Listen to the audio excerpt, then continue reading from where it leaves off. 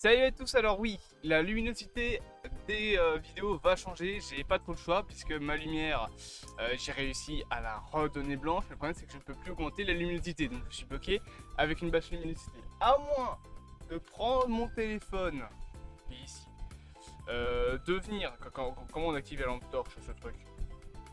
Voilà, parfait. Et de venir le placer là, comme ça là. Bon, vous aurez cette lumière là.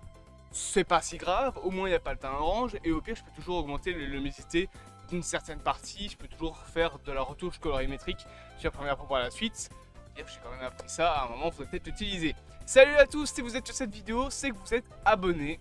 Voilà, alors vous l'avez donné à 1€, 4€, non 2€, 4€ ou 10€, selon votre choix, puisque cette vidéo est la première que je vais faire réservée aux membres.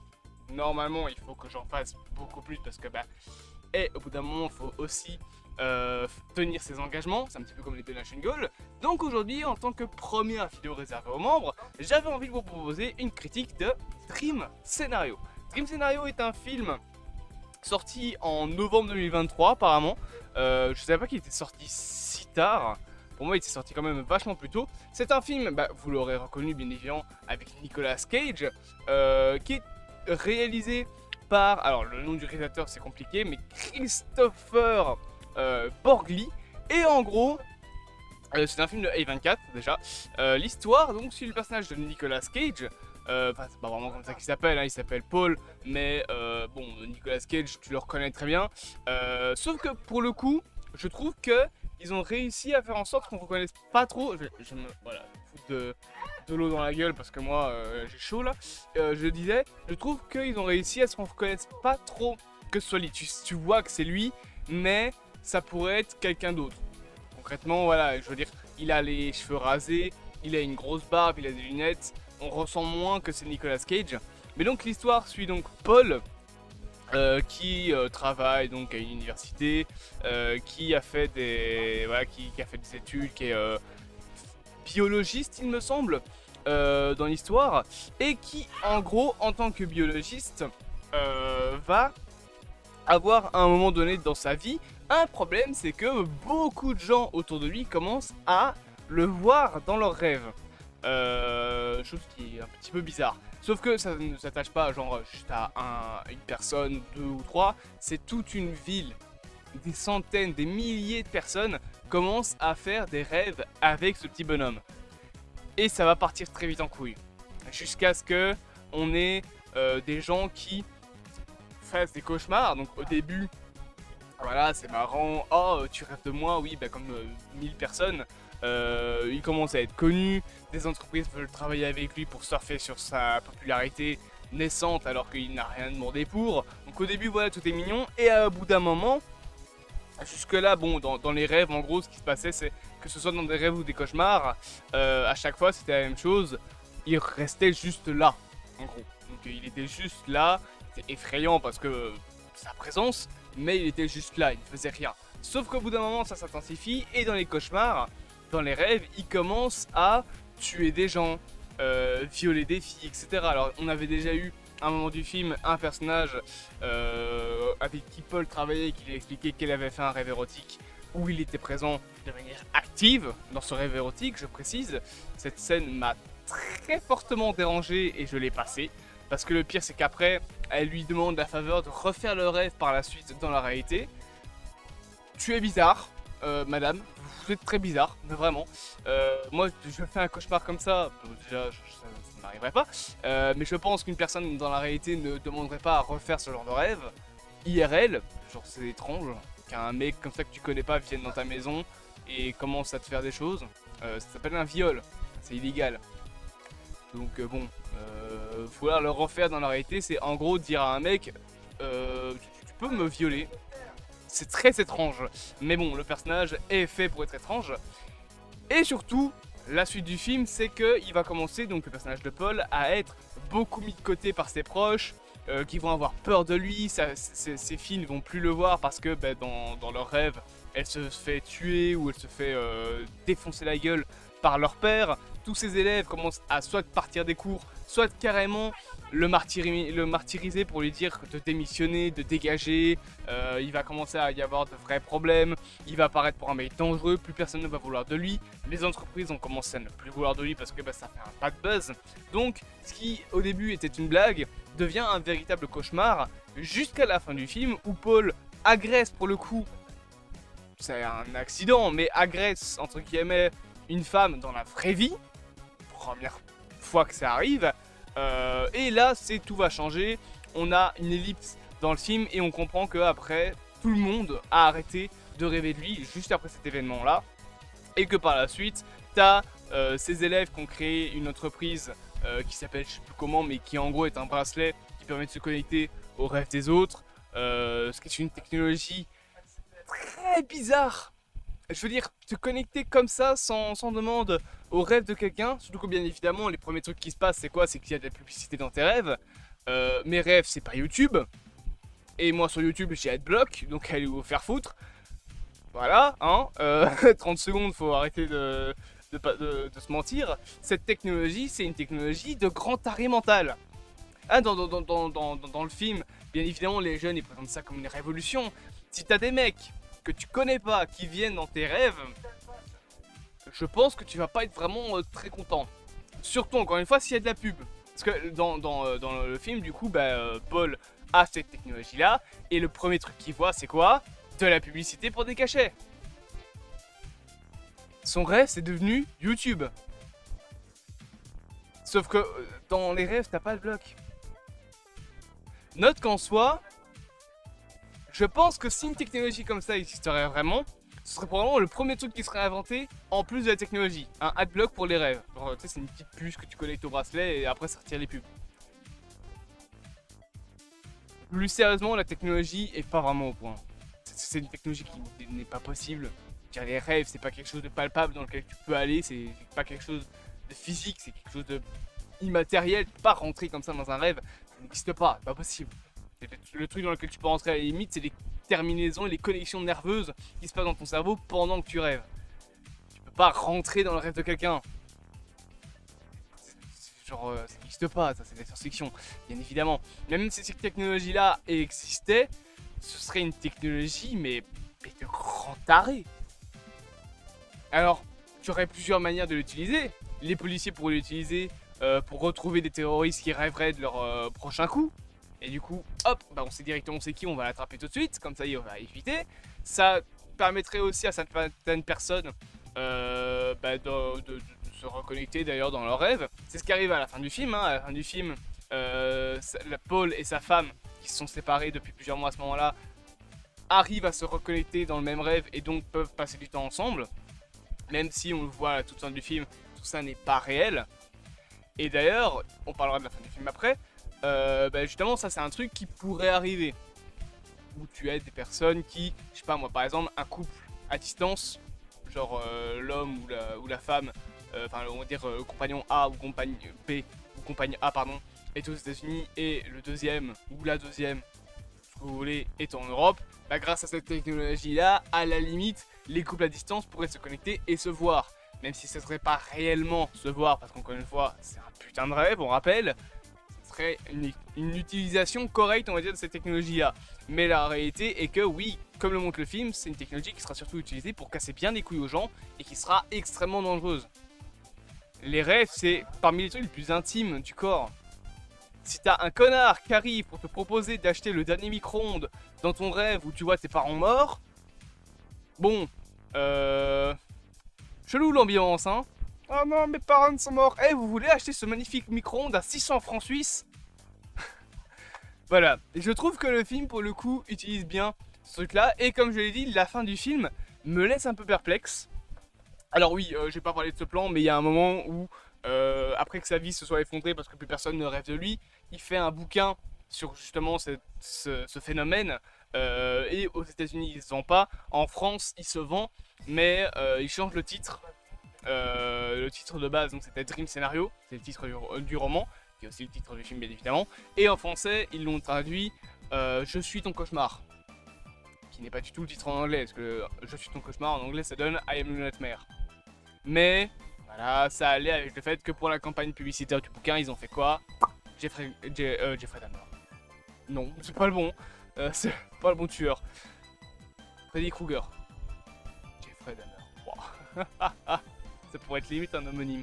Non, mais sérieusement, ils l'ont déguisé en Freddy Krueger avec justement les petites griffes comme ça. Ce qui est voilà, un truc que les Français de Paris qui vendent son bouquin vont faire. Maintenant, je veux encore une fois parler de la fin du film et après je parlerai en termes de mise en scène. Il y a beaucoup de choses à dire sur ce film. J'ai même pas encore dit si je l'aimais ou pas, mais il y a beaucoup de choses à dire. La fin du film m'a un petit peu laissé perplexe parce qu'à la toute fin, tu as le personnage de Paul qui s'envole et la dernière phrase qu'il dit c'est « Tout ça n'est pas réel ».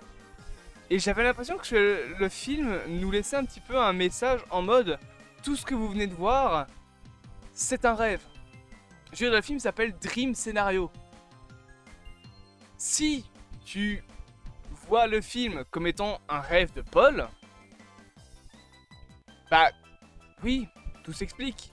Pourquoi est-ce que tout s'arrête du jour au lendemain sans aucune explication logique? C'est un rêve. Pourquoi est-ce que tout le monde rêve de lui? Enfin, ça n'a aucun sens. C'est un rêve. Pourquoi est-ce qu'une technologie en 3 mois et demi est créée qui permet d'aller dans les rêves des gens? C'est un rêve. La fin du film me donne un petit peu l'idée de... En fait, tout ce qu'on voit dans le film, c'est le scénario d'un rêve. Dream scénario. Il y aurait aussi d'autres manières de voir ça. On pourrait aussi dire que c'est le roman qu'on est en train de voir. Voir que c'est un film sur ce qui s'est passé. Parce qu'il y a un moment dans Dream scénario, donc dans le film, il parle d'un film qui adapte la vie de Paul. Sauf que c'est une manière un petit peu marrante de briser le 4ème mur, parce que faire un film sur la vie de Paul, ça revient donc à faire le film qu'on est en train de regarder nous, Dream Scénario, qui raconte la vie de Paul. Mais le roman, il raconte aussi la vie de Paul, donc en fait, qu'est-ce qu'on est en train de voir? Un film dans un film? Une adaptation d'un roman? Ou un rêve? Personnellement, je opte pour la théorie que c'est un rêve. J'aime cette théorie. Maintenant, j'ai fini de parler de scénario, je vais pouvoir parler des personnages et des acteurs. Putain, quel casting de fou il y a. Non, parce que si on enlève bien évidemment Nicolas, j'ai besoin d'argent, Cage, nous avons au casting Juliana Nicholson, actrice plutôt connue, Jessica Clement, ça on la connaît aussi, Michael Cera, vous le connaissez notamment avec Scott Pilgrim, mais on a aussi dans le film Dylan Baker, qu'on connaît pour être le Dr. Connors des films Spider-Man, Lily Gao, qui est une actrice vraiment connue pour le coup. Voilà, il y a un gros casting quand même qui est présent. Je trouve que, en général, le film a un plutôt bon casting. J'aime beaucoup la manière dont Nicolas Cage joue dans le film. Je trouve qu'il fait très réel dans les passages où on est censé être dans la réalité, et il fait très flipper dans les passages où il est dans les rêves des gens. Il y a juste un moment mais qui m'a tué de rire, c'est le rêve d'une de ses filles où en gros elle voit son père qui arrive du fond d'un couloir en lui fonçant dessus et elle hurle à la mort, etc. Mais la tronche qui tire, genre en fait il marche en faisant des grands mouvements comme ça avec les bras et avec les jambes, avec un énorme sourire en mode... Mais quand tu vois la tronche de Nicolas Cage avec ce visage-là, les lunettes, la beubare et la calvitie, moi j'ai explosé de rire. J'en pouvais plus, j'étais mort. C'est vraiment, la scène elle est vraiment drôle. Alors que pourtant c'est une scène d'horreur. Le film a des élans de film d'horreur. On en parlera quand on parlera de la mise en scène. Mais ce plan-là, c'était vraiment trop drôle. Voilà, c'est un peu ce que j'avais envie de dire en termes d'acteurs. Il n'y a pas spécialement plus de choses à toucher que ça. Franchement, tout le monde joue plutôt bien. Pas de personnages qui jouent mal. Il n'y a personne qui est en surjeu. Voilà, c'est un film qui est pour le coup bien en termes d'acting. Maintenant, parlons de la mise en scène. Qu'est-ce qu'elle est bonne! La mise en scène, s'il vous plaît. Non, franchement, c'est vraiment bien. Alors, on est sur quelque chose de plutôt terre à terre, avec 2-3 éléments à un moment donné dans l'histoire qui essayent de nous dérouter, notamment au début, quand on a des plans un petit peu... Vous voyez la fin de Fight Club comme genre quand on voit une bobine de cinéma défiler. On a la même chose, mais avec une photo du personnage de Nicolas Cage, donc Paul. Et on a ça aussi à la toute fin. Ça fait un petit peu irréel. et ça appuie la théorie comme quoi que tout ce qu'on voit dans le film est un rêve. À part ça, je trouve que la mise en scène, quand le film passe dans l'horreur, est très bonne. C'est quelque chose de plutôt brillant, excepté la scène que je vous ai racontée tout à l'heure avec Nicolas Cage qui court avec son grand sourire. Franchement, tout le reste, ça a une bonne ambiance, c'est plutôt oppressant, et je trouve que Nicolas Cage a un charisme en tant qu'antagoniste d'horreur. D'ailleurs, c'est marrant de se dire que juste après ce film-là, il a joué dans un autre film que je veux absolument voir, mais j'ai pas le temps d'aller au cinéma ces temps-ci, c'est Longlegs, qui est un autre film, ceci avec une policière qui fait une enquête, etc. J'ai pas encore vu le film, donc je pas encore vous en parler, mais Nicolas Cage il joue à nouveau le personnage antagoniste principal. Enfin, là il n'est pas vraiment l'antagoniste principal, mais dans ce film là, dans Longlegs, il joue l'antagoniste principal et il est encore une fois fort différent physiquement. Il y a beaucoup de transformations physiques dans Longlegs également, et j'ai beaucoup envie de voir ce film. Donc ce sera mon deuxième film de Nicolas Cage cette année.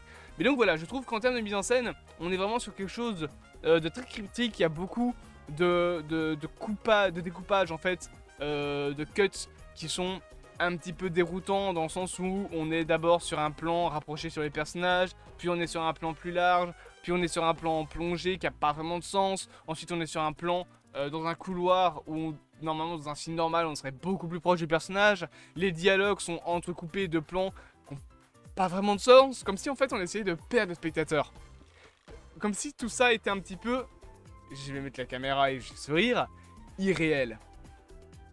Vous savez ce qui est irréel aussi? Les rêves. Moi je le dis, le film n'est qu'un rêve du personnage de Paul. Donc en conclusion, je pourrais encore parler de la musique, mais j'ai pas spécialement grand chose à dire.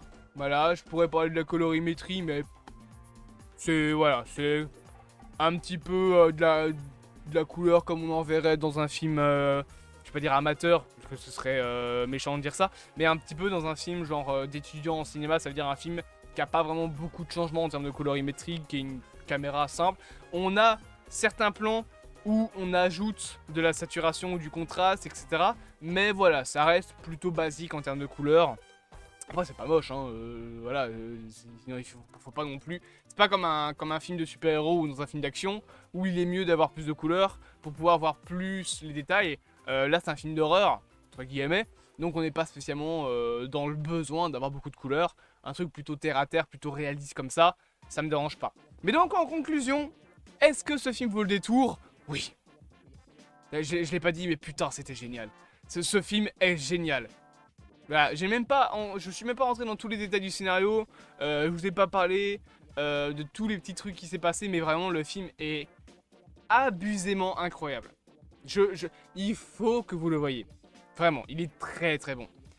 Et c'est étonnant de voir Nicolas Cage dans des rôles comme ça, parce que bon, Nicolas Cage, encore une fois, il était connu ces dernières années pour faire pas mal de films de série B, voire des films très mauvais, même lui il le dit.